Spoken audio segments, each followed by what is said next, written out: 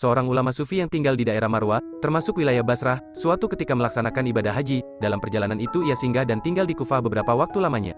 Suatu malam ia keluar dari penginapannya dan berjalan menyusuri jalanan yang gelap.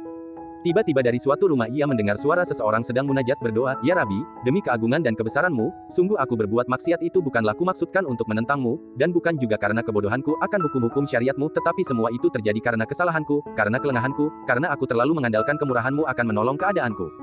Ya Rabbi, betapa bodohnya aku telah berbuat maksiat ini, tetapi terimalah hujahku, pengakuan dan alasanku, karena jika tidak, kesedihan yang panjang akan selalu menyiksaku." Ibnu Amar menunggu beberapa saat lamanya, tetapi tidak terdengar lagi lanjutan munajat itu. Seketika itu ia membaca cukup keras, sekiranya bisa didengar oleh orang yang munajat tersebut, salah satu ayat Al-Quran, "Ya ayyuhallazina amanu, ku anfusakum wa ahlikum naron, wa quduhana hasu wal hijaratu, alaiha malaikatun gilazun syida'adun la yasunallaha ma amarahum wa yafaluna ma yumarun." Ayat tersebut terdapat pada Al-Quran Surat At-Tahrim ayat 6, yang artinya adalah, "Wahai orang-orang yang beriman, peliharalah dirimu dan keluargamu dari api neraka yang bahan bakarnya adalah manusia dan batu, penjaganya adalah malaikat-malaikat yang kasar, keras, dan tidak mendurhakai Allah terhadap apa yang diperintahkannya kepada mereka dan selalu mengerjakan apa yang diperintahkan Allah kepada mereka." Setelah membaca ayat tersebut, Ibnu Amar mendengar suara jeritan keras serta seruan yang menggetarkan, tetapi setelah itu ia tidak mendengar suara apapun, karena itu ia berlalu pergi dan kembali ke penginapannya. Keesokan harinya Mansur bin Amar kembali melewati rumah itu, dan ia mendengar suara ratap tangis seorang wanita di dalamnya. Beberapa orang tampak datang melayat bertakziah karena ada yang meninggal di dalam rumah tersebut.